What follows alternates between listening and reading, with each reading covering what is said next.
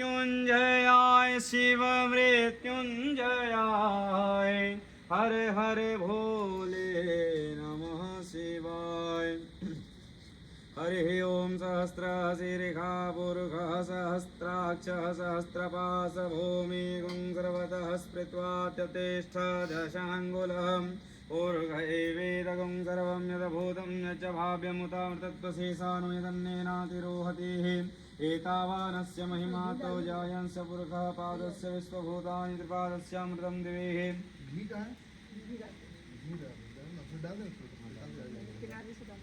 त्रिपादोद्भवदत्पुरुषः पादस्य भवत् पुनः ततो विष्पङ्गविक्रामस्यासनानसनेयभिः ततो विराट जायतो विराजोऽधिपुरुषः स जातोत्तरिशतवस्यात् भूमिमथो पुरः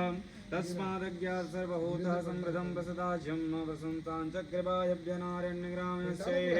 तस्मादज्ञात सर्वभूतरीचः सामान्य जग्गिरे छन्दागुंसि जग्गिरे तस्मात् जायतः तस्मात् स्वाजायन्त इतितो भयादतः गावो जग्गिरे तस्मात् जाता जावयः तं यज्ञं वर्हति प्रसन्नं वर्घं जातमग्रतः तेन देवादयन्त साध्यारीशयश्चैः यद्वर्घं यदधूगदधा विकल्पयन्न मुखं किं स्यात् किं बाहो किमुरपाद उच्यते ब्राह्मणो समुखमासित बाहुराजन्न कृतः